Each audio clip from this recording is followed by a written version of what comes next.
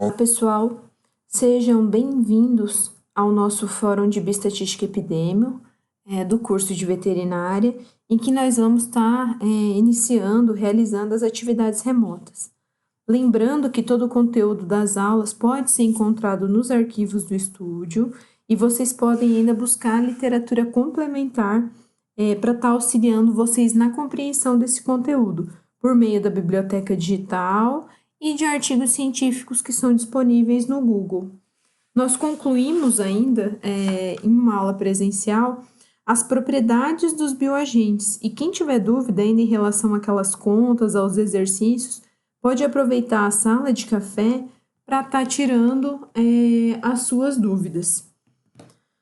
Hoje nós vamos trabalhar um pouco sobre os indicadores de saúde, né? A epidemiologia, ela tem cada vez mais se utilizado de frequências de números, né, de dados, para poder descrever e caracterizar uma determinada população.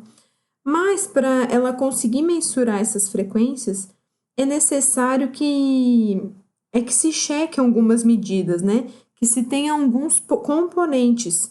Que seriam esses componentes? Seria ter uma fonte confiável de dados, para a gente ter dados reais, e poder, assim, estar classificando e caracterizando essas doenças. Então, outro componente seria a caracterização e a classificação dessas doenças, para a gente conseguir, então, definir um perfil de saúde ou um perfil de risco de desenvolver uma doença de uma determinada população. Assim, a gente pode estar relacionando o número de casos de uma doença em um determinado período de tempo, identificando o agente causador e vendo as características relacionadas ao ambiente e essa doença, tá? Mas, para a gente conhecer de forma mais assertiva, existem esses indicadores de saúde, que nada mais são do que medidas síntese, né, que contém informações relevantes sobre os determinantes, né? Então, a gente consegue ter informações sobre o estado de saúde, como também do desempenho do sistema de saúde, tá? São utilizadas internacionalmente e vão permitir a gente estar acompanhando as flutuações e tendências de uma determinada população em um determinado período. Então, é importante ressaltar que existem algumas situações que é necessário a construção de um indicador de saúde, né? Para quê? Para a gente estar analisando a situação atual dessa população, para a gente estar fazendo comparações entre populações e para a gente estar avaliando o perfil, né? Vai ser o final da aula quando a gente vê que o perfil, há uma transição epidemiológica ao longo do tempo numa determinada população. Esses indicadores de saúde, eles podem ser demonstrados tanto em forma de proporções como em forma de coeficientes, que a gente fala também de taxas. Então, qual que é o objetivo desses indicadores de saúde? Vai ser resumir em poucos números, né, em números mínimos, uma grande quantidade de dados que é disponível aí na literatura. Então, a gente vai dar início aos coeficientes de morbidade, que são aqueles que se referem a um conjunto de causas que são capazes de desenvolver ou de produzir uma doença em uma determinada população, né? A gente tem como coeficiente de morbidade a incidência, né? O que vai ser a incidência? O risco, né, de número de casos novos em uma determinada população, é o número de casos novos que vai estar acontecendo numa determinada população. A gente ainda tem a prevalência, que vai ser os números de casos novos mais os já antigos de uma determinada doença em uma determinada população. E a gente ainda tem o coeficiente de letalidade, que vai ser a proporção de óbitos entre os casos de pessoas que já estavam doentes. A gente vai abordar isso de uma forma mais ampla agora em seguida. Então, como a Pro falou, o coeficiente de incidência, ele vai estar relacionado ao número de casos novos de uma doença, né? dentro de um período de tempo, ou seja, de dias, de semanas, de meses, numa determinada população. Como que é a conta, né, que a gente realiza? Vai ser incidência é igual ao número de casos novos de uma determinada população dividido pelo total de população exposta, né? Quer dizer o quê? O que diz uma alta incidência, né? Uma alta incidência representa um alto risco de a população ficar doente por causa daquela doença, tá? De desenvolver a doença naquela população.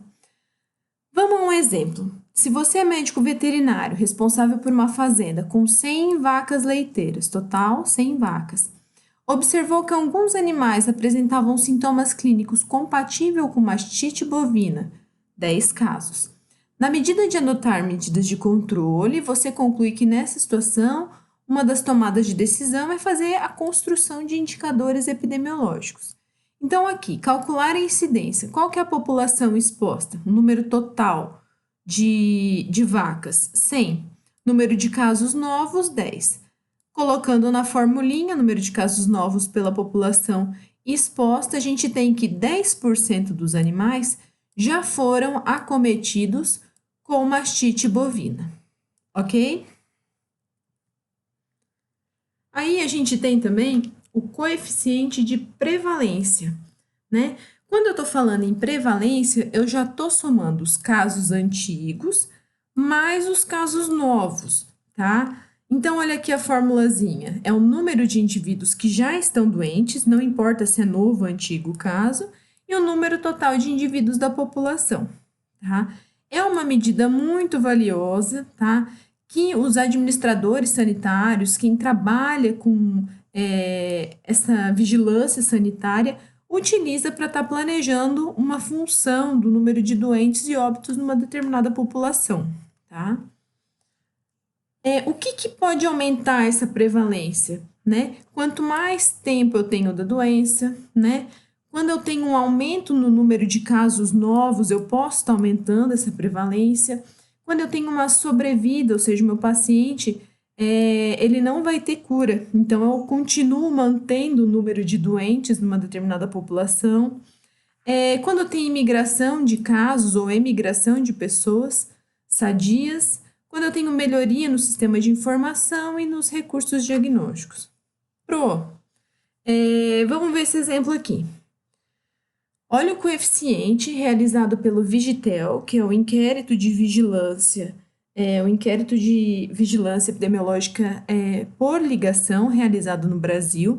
Esses dados aqui são de 2016, publicados em 2017. O que eles viram? Num período de 10 anos, eles estão vendo o excesso de peso na população brasileira. E o que eles concluíram? Que o excesso de peso cresceu 26% em 10 anos, né? Olha ali, para o sexo masculino de 47 para 57 e do sexo feminino de 38 para 50,5%. Então, eles conseguem ver o número de pessoas que estavam obesas nesse período somado ao número de pessoas que ficaram obesas nesse período. Vamos àquele mesmo exemplo lá. Você é médico veterinário responsável por uma fazenda com 100 vacas leiteiras, observou que alguns animais apresentam sintomas compatíveis com mastite. Apesar de alguns cuidados em relação a esses animais, em março você constatou 10 novos casos. Então, a gente faz sempre primeiro uma listinha dos dados que aquele estudo de caso está nos dando. População exposta total, 100, né? 100 vacas leiteiras. Casos antigos, que a gente tinha calculado até anteriormente a incidência, 10. Só que teve mais 10 novos casos. Então, a gente vai colocar aqui na fórmula. Número de indivíduos doentes vai ser os novos, que são 10, mais os antigos, que seriam mais 10, dividido pelo total de vacas, né? O número total da população exposta, que seriam 100 vaquinhas, né? Isso representa o quê? Que 20% dos animais foram acometidos com mastite entre fevereiro e abril. Do mesmo modo, né, para a gente diminuir essa prevalência, tem que ter um uma maior letalidade, tem que ter uma diminuição do número de casos novos, tem que ter a cura dessas doenças, tem que ter uma menor duração dessas doenças e sempre a gente considera a imigração de pessoas sadias ou a imigração de casos.